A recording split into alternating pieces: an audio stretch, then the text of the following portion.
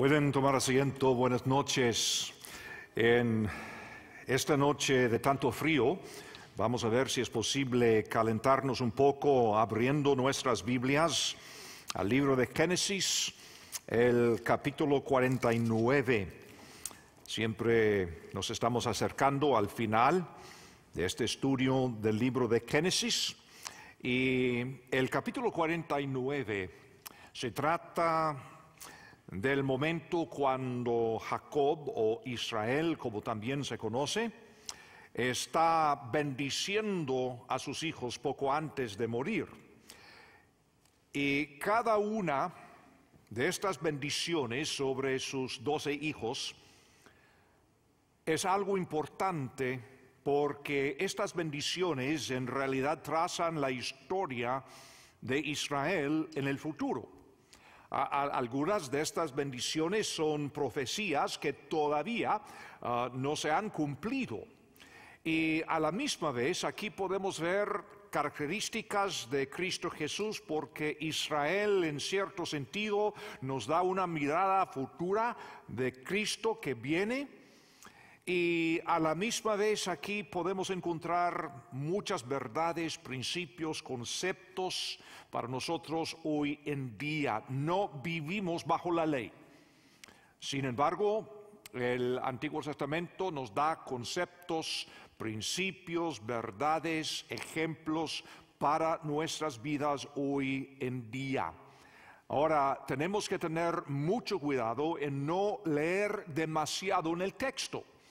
Porque, como repito, lo que tenemos aquí es historia, es profecía, y contando con el hecho de que el Antiguo Testamento es un cuadro de imágenes y emblemas, señales y todo esto, vamos a utilizar este pasaje final de Génesis capítulo 49, comenzando en el versículo 22, para ilustrar.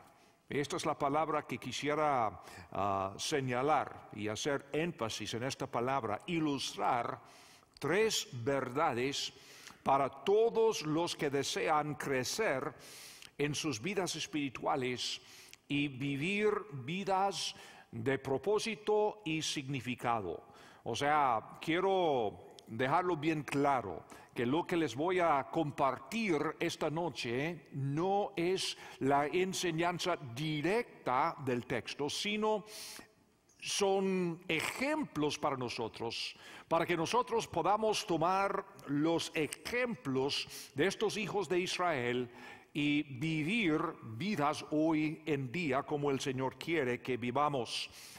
Y como digo, vamos a comenzar aquí en versículo 22 de Génesis capítulo 49, y vamos a ver un propósito y tres promesas para nosotros hoy en día. Todo ilustrados en la persona de José, aquí comenzando en versículo 22. Versículo 22 dice: rama fructífera es José, rama fructífera junto a una fuente, cuyos vástagos se extienden sobre el muro. José probablemente es el tipo más completo de Cristo que aparece en la Biblia.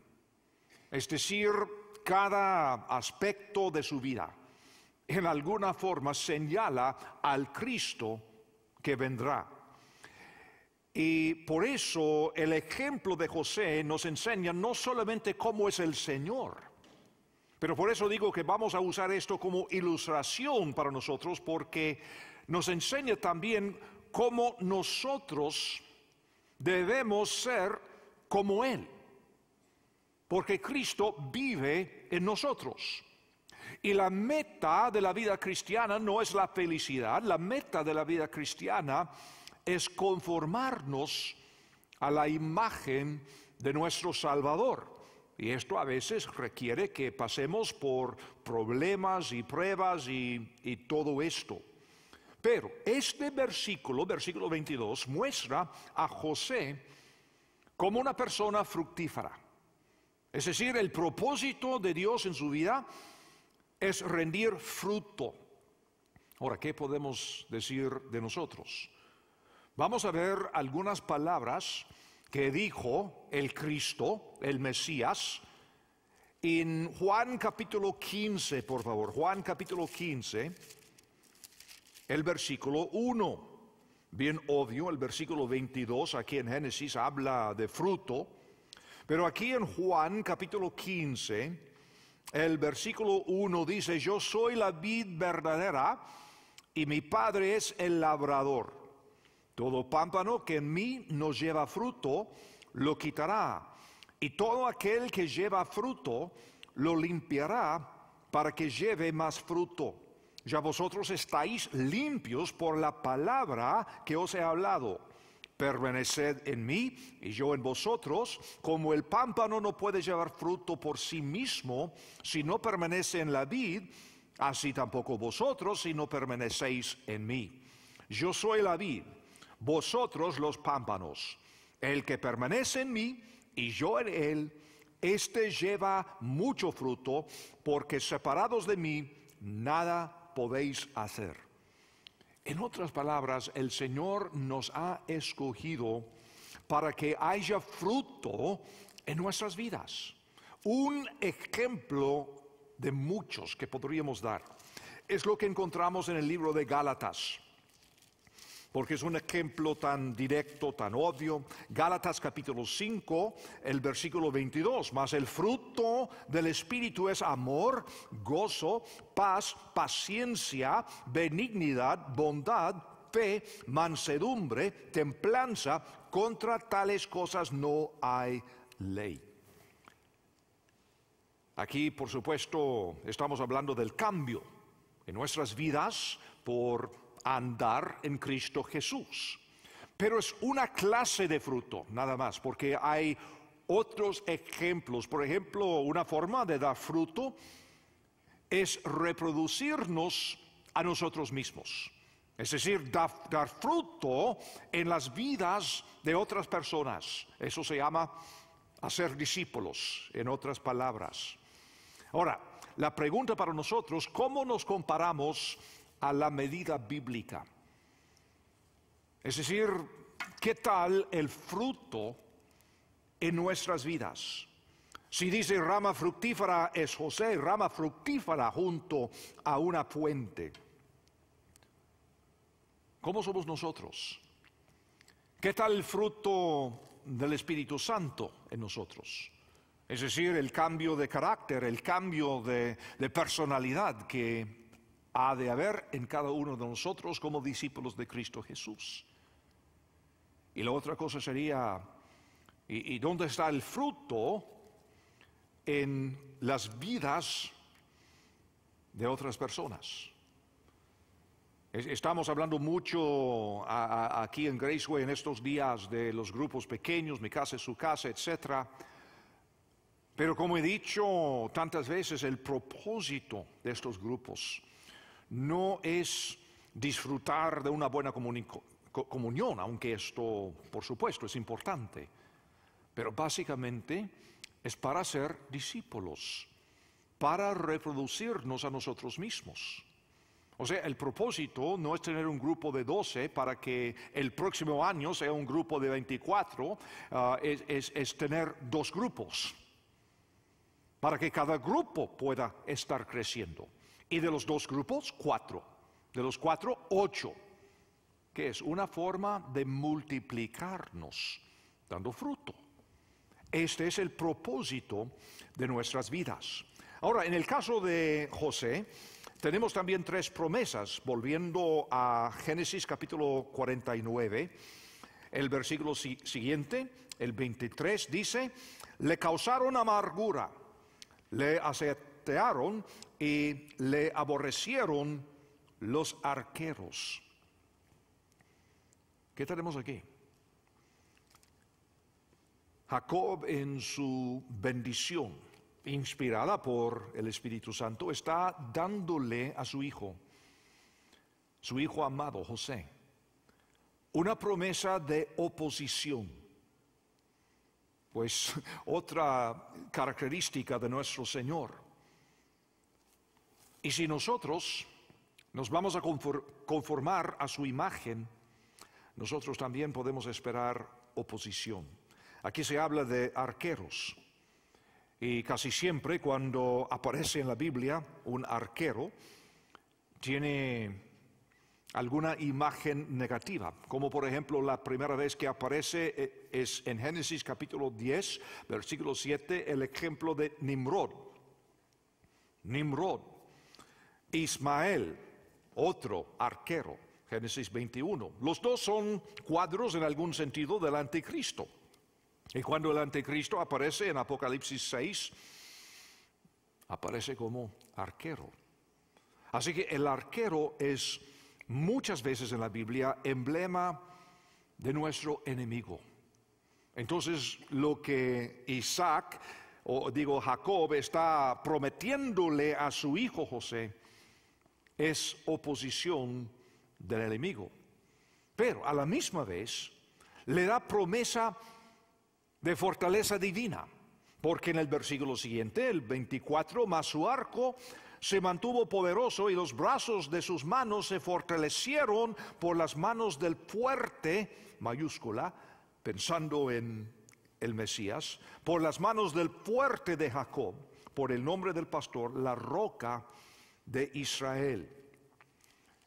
Pues aquí podemos ver que el arco de José es más fuerte que el arco del enemigo. Y Dios es la única fuente de fuerza para el creyente conformado a la imagen de Cristo. Otro caso de esta imagen que aparece en la Biblia se encuentra en Segundo de Reyes, capítulo 13. Una historia muy interesante. Segundo de Reyes, capítulo 13. Y el versículo 15. Aquí Eliseo, el profeta, ha llegado a instruir al rey de Israel en tiempo de guerra. Entonces, versículo 15, le dijo Eliseo: toma un arco y unas saetas. Tomó él entonces un arco y unas saetas. Luego dijo Eliseo al rey de Israel: pon tu mano sobre el arco. Y puso él su mano sobre el arco. Entonces puso Eliseo sus manos sobre las manos del rey y dijo: abre la ventana que da al oriente. Y cuando él la abrió, dijo Eliseo: tira. Y tirando él, dijo Eliseo: saeta de salvación de Jehová y saeta de salvación contra Siria, porque herirás a los sirios de Afec hasta consumirlos. Y le volvió a decir: toma las saetas. Y luego que el rey de Israel las hubo tomado, le dijo: golpea la tierra. Y él la golpeó 3 veces y se detuvo. Entonces el varón de Dios, enojado contra él, le dijo: al dar 5 o 6 golpes hubieras derrotado a Siria hasta no quedar ninguno, pero ahora solo 3 veces derrotarás a Siria. O sea, es un cuadro de no se dé por vencido hasta haber obtenido una victoria completa, no importando lo débil que uno se sienta. Tenemos la fortaleza divina del Señor y hay que aprovechar de esta fuerza divina cuando estamos en la presencia del enemigo.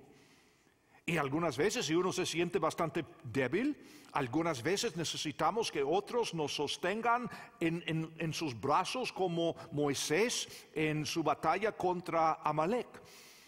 En Éxodo capítulo 17, cuando Moisés estaba ahí con las manos levantadas y hasta no aguantarlo más, pero llegaron Aarón y Hur para sostenerles sus brazos, para ganar la victoria final.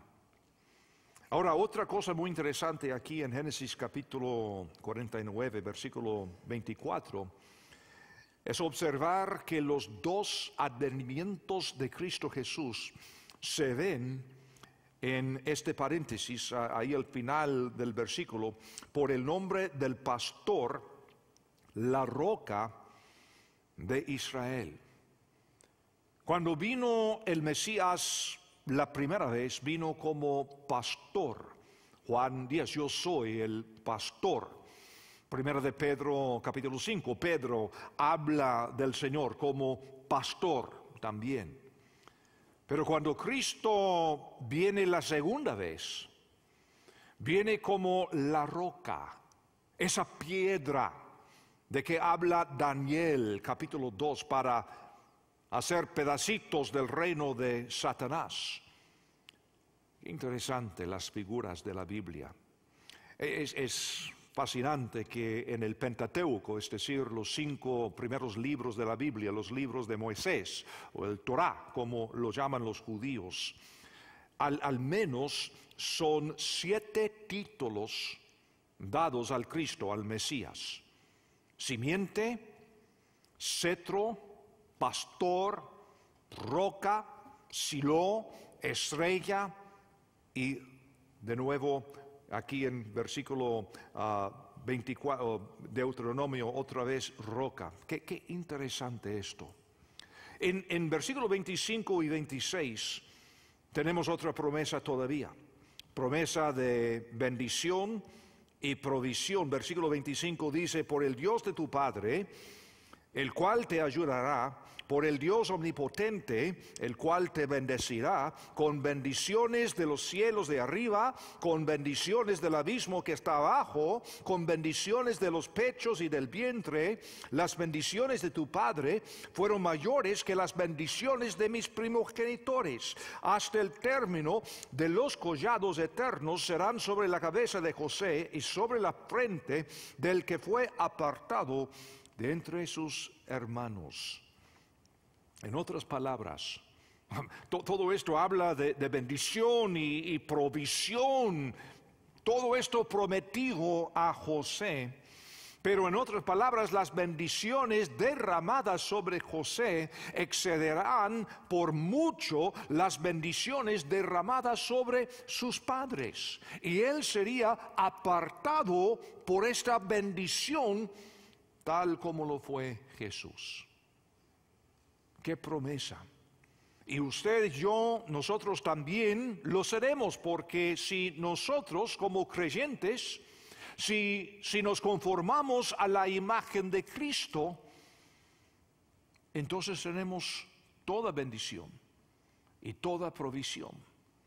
Pienso en aquel pasaje que me habla tanto en segundo de Pedro, la segunda carta de Pedro, el primer capítulo, versículo 3: bendito el Dios y Padre de nuestro Señor Jesucristo, que según su grande misericordia nos hizo renacer para una esperanza viva por la resurrección de Jesucristo de los muertos, para una herencia incorruptible, incontaminada e inmarcesible, reservada en los cielos. Estoy leyendo de Primera de Pedro, por eso no me hacía caso. Bueno, capítulo 1 de la segunda carta, versículo 3. Como todas las cosas que pertenecen a la vida y a la piedad nos han sido dadas por su divino poder, mediante el conocimiento de aquel que nos llamó por su gloria y excelencia, por medio de las cuales nos ha dado preciosas y grandísimas promesas, para que por ellas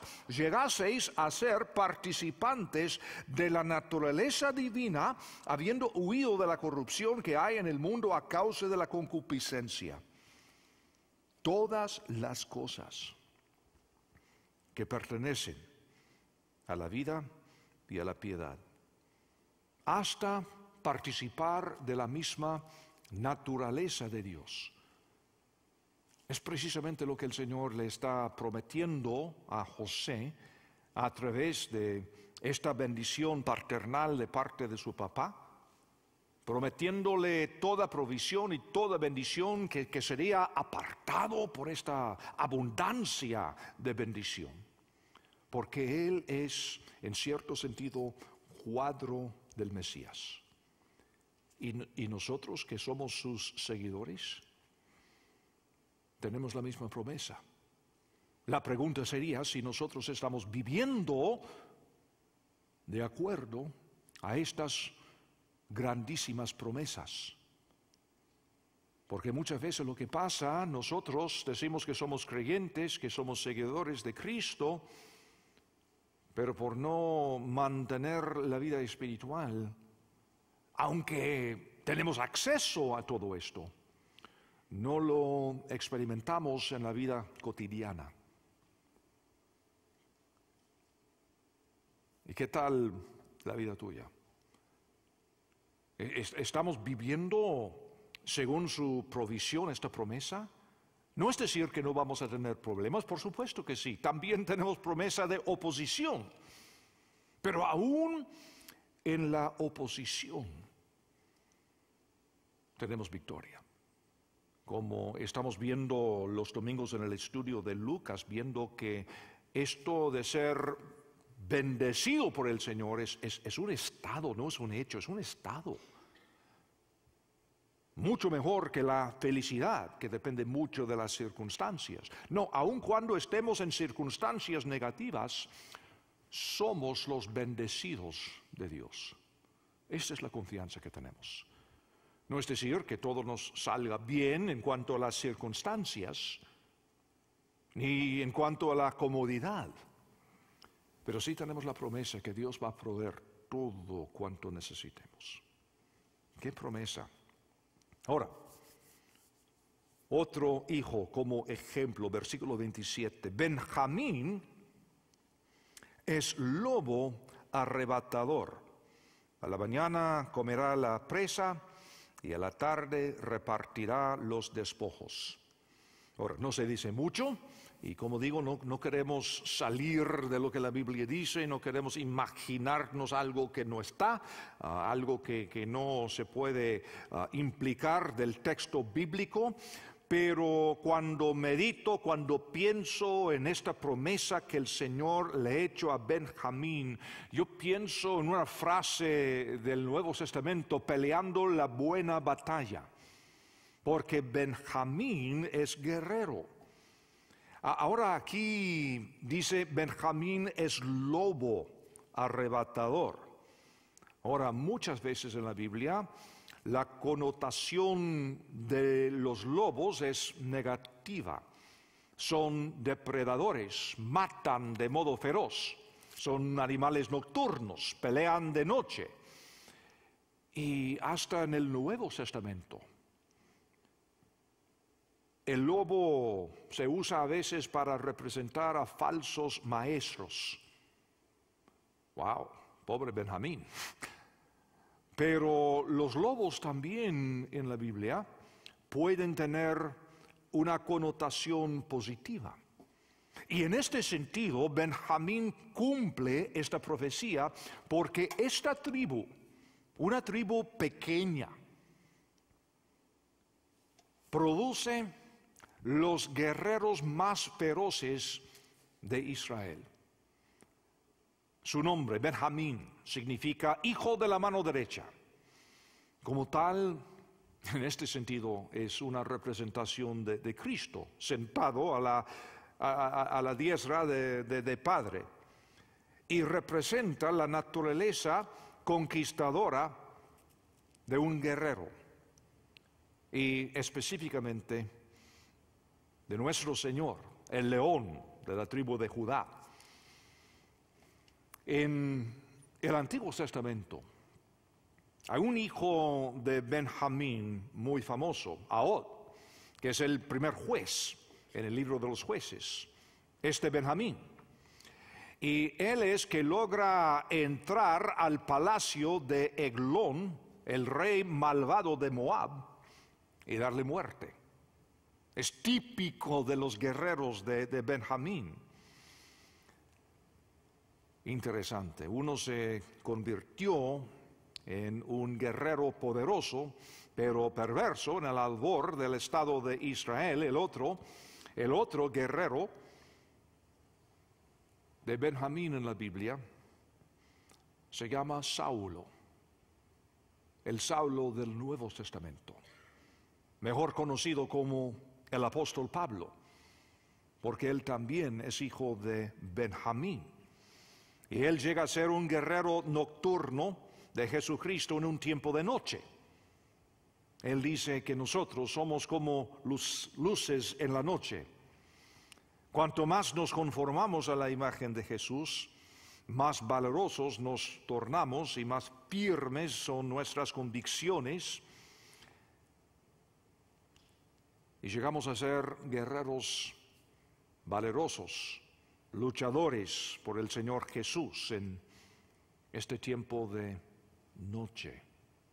Cuando el Señor estaba, tiempo de mucha luz, el sol de justicia estaba con nosotros aquí en el planeta, ya está en el cielo.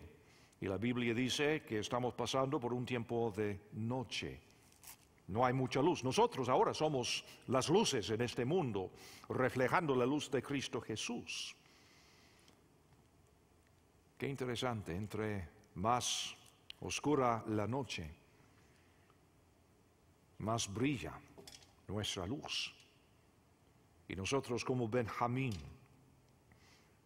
hemos de compartir también esta naturaleza de guerreros por el Señor Jesús. Ahora, una parte más nos queda de Génesis capítulo 49.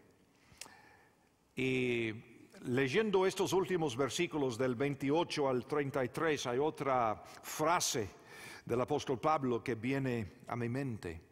Antes hablábamos de pelear la buena batalla y ahora aquí pienso en terminando bien la carrera, porque de esto se trata. Versículo 28, todos estos fueron las 12 tribus de Israel. Y esto fue lo que su padre les dijo al bendecirlos. A cada uno por su bendición los bendijo. Ahora, ¿qué está haciendo Isaac o digo Israel o Jacob? Está para morir. Y lo que está haciendo, él está pasando la bendición a otras generaciones. Él ha llegado al final de su vida y obedece a Dios al pasarle la bendición a sus hijos. Y nosotros hemos recibido el beneficio de todo esto. Dios usó el pueblo de Israel, estas tribus, estos hijos, para que llegara el Mesías, nuestro Salvador. Actualmente aquí en Graceway estamos en esta campaña levantando fondos para convertir el antiguo gimnasio en un centro para estudiantes. ¿Y por qué estamos hablando tanto de generaciones? Porque es precisamente lo que pensamos hacer. Es decir, bendecir a futuras generaciones. Si descuidamos a los jóvenes, no estamos dejando buena herencia. Y como seguidores de Cristo Jesús, la mejor herencia que dejamos no es una cantidad de dinero, no es una casa, no es tan solo un nombre, pero nuestros hijos y nuestros nietos son nuestra herencia. ¿Y cómo es que estamos pasándoles la bendición? Por eso estamos hablando a cada rato, como decimos en inglés, take it home, llevarlo a casa. ¿De qué se trata? De esto. Precisamente lo que Jacob está haciendo al final de su vida. Él está pasando la bendición a otra generación. ¿Cuál es la herencia? ¿Cuál es la bendición que nosotros estamos dejando a nuestros hijos y a los demás creyentes? No tan solo se trata de nuestras familias, se trata también de la familia de la iglesia. Y luego en versículo 29 vemos a Israel haciendo preparación para su muerte, prepara para morir. Dice, les mandó luego y les dijo, yo voy a ser reunido con mi pueblo, es decir, voy a morir. Sepultadme con mis padres en la cueva que está en el campo de Efrón el Eteo. Ahora, este señor que antes en su vida tenía tantos temores, tantas preocupaciones, tanta carnalidad, tanto pecado, se puede decir. Ahora lo vemos y él ve la muerte que se le acerca.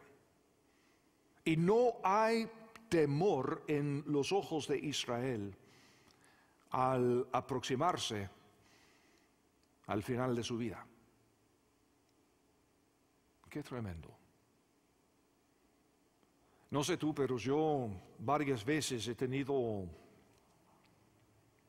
no sé, es bendición o maldición, digamos la experiencia de estar en la presencia de personas que están en los últimos momentos de su vida, creyentes, no creyentes.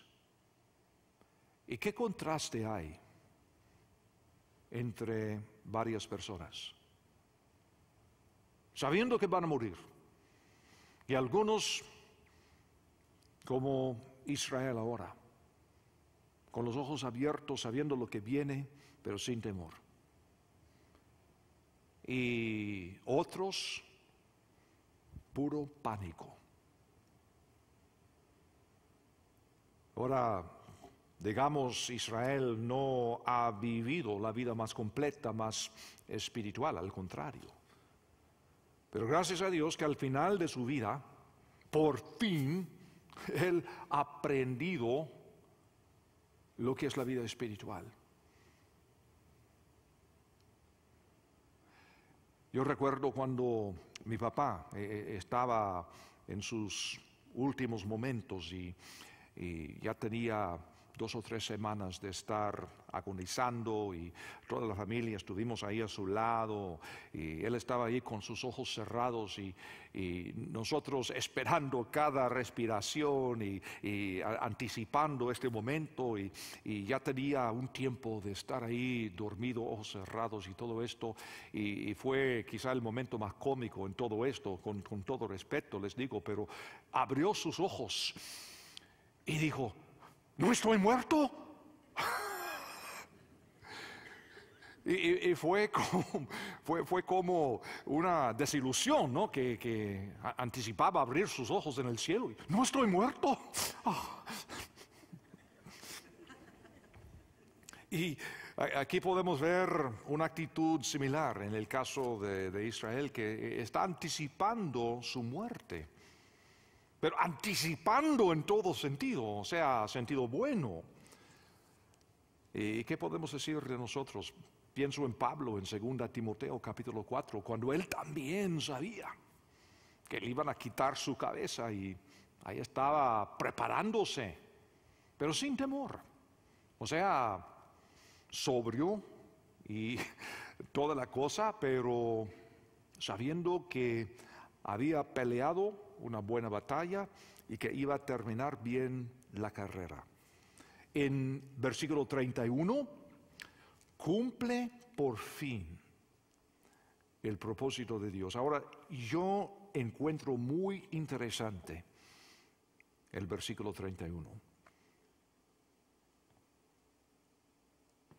Dice, y ahí tenemos que, sí, vamos a comenzar ahí y volver al versículo 30. Allí sepultaron a Abraham y a Sara su mujer. Allí sepultaron a Isaac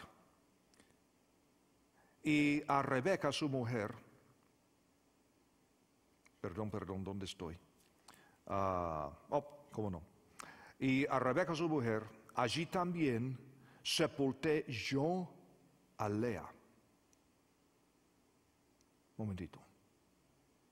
Vamos a recordar la historia de cómo es que este hombre, Jacob, el engañador, el manipulador, llega a la tierra de sus familiares buscando esposa y se enamora de la bella. ¿Cómo se llama ella? ¿Lea? ¿Cómo se llama? Ajá, Raquel. Exactamente. Y Lea, ella de los ojos delicados, ¿verdad? Como para decir que no tan bella quizá, pero tiene ojos muy delicados y una buena personalidad. Y según la costumbre de la tierra, su suegro le engañó. Qué interesante que él le engaña al engañador. Y después de la luna de miel, entonces él reconoce que debajo de los velos y todo esto, y en la oscuridad de la carpa, pues no es su amor, sino es Lea, de los ojos delicados. Enojado reclama a su suegro y qué pasó, y no 7 años más, y toda la cosa. Y todo el gran relajo de este matrimonio con 2 esposas y concubinas y wow. Hablando de una familia disfuncional, pues caso clásico. Pero ahora va a morir. Y dice, muchachos, sepultadme allí donde sepulté a Lea. Y en su muerte quiere estar al lado de ella que tenía los ojos delicados. En los últimos días de su vida no está pensando en su hermana guapa, está pensando en Lea. Qué interesante que muchas veces pensamos que nos equivocamos. No, que me enamoré de otra. Cuando parece que desde un principio Dios tenía todo bajo control. Y aún con los engaños del suegro y los engaños del mismo Jacob, Dios estaba maquinando todo para que tuviera su ayuda idónea. Y no la quiere. Me equivoqué con la persona equivocada. ¿Cuántas veces he escuchado eso? Me he casado con la mujer equivocada. Y parece que la mujer equivocada fue la correcta desde un principio. Y le costó toda su vida llegar a reconocer esta verdad. Qué tristeza. Qué tristeza. Dios estuvo en control todo el tiempo, aún durante las décadas de carnalidad de Jacob. ¿Cuándo vamos a aprender que Dios siempre sabe lo que es mejor para nosotros? Pero luego, en todo esto, hablando de la compra de este campo, donde está la cueva, versículo 30, en la cueva que está en el campo de Macpela, al oriente de Mamre, en la tierra de Canaán, la cual compró Abraham con el mismo campo de Efrón, el Eteo, para heredad de sepultura. Allí sepultaron a Abraham y a Sara, su mujer. Allí sepultaron a Isaac y a Rebeca, su mujer. Allí también sepulté yo a Lea. No dice nada de Raquel. La compra del campo y de la cueva que está en él fue de los hijos de Ed. Y cuando acabó Jacob de dar mandamientos a sus hijos, encogió sus pies en la cama y expiró. Y fue reunido con sus padres.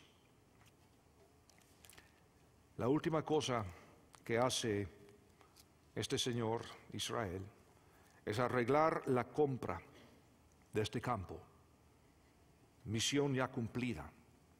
Ahora, qué interesante que este campo había sido comprado previamente por Abraham, pero al parecer cada generación tuvo que hacerse propietaria del campo. Entonces, de nuevo, es necesario comprar el campo nosotros también hablamos del campo, ¿no? El mundo es el campo. Yo pienso en Europa occidental, porque esos países nos regalaron a nosotros aquí en las Américas el Evangelio. De allí vino, acá. Y ahora los 10 pueblos más resistentes al Evangelio se encuentran en ese mismo campo. Cuando pensamos en misiones, pensamos en lugares exóticos como Nepal, como la India, etc. Y no es decir que no haya necesidad. Pero si queremos hablar de los 10 pueblos más receptivos al Evangelio, tendríamos que ir a la India o la China. Pero cuando hablamos de los 10 pueblos más resistentes en el mundo hoy en día, tan solo tenemos que llegar a Europa.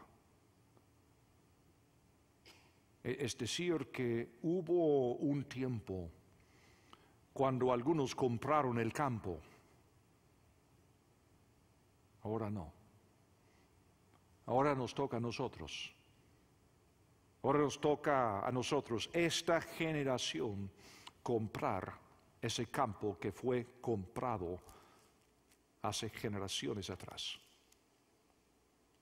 Y nos hace pensar que no hay nada menos Dios y su palabra que dura para siempre. Un país, un pueblo, un lugar puede convertirse en su totalidad, pero tan solo cuesta una generación para perderlo todo. Por eso, cuando hablamos de pasar la bendición a otras generaciones, por eso es tan importante.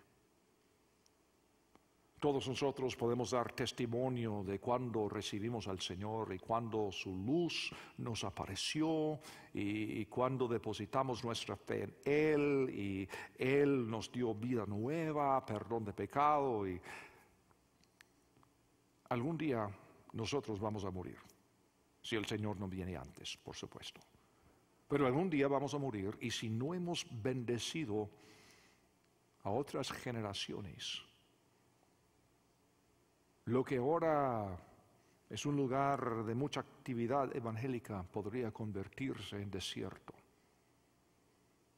y campo necesitado. Es la responsabilidad que tenemos. Entonces, viendo estos últimos versículos de Génesis capítulo 49, valdría hacernos a nosotros la pregunta si estamos creciendo cada día, conformándonos a la imagen de Cristo. Valdría la pena considerar si somos creyentes conquistadores. Y valdría la pena hacernos la pregunta si estamos pasando bien esta bendición a futuras generaciones. Si estamos dispuestos a comprar los campos de nuevo, para que otras generaciones también tengan la misma bendición.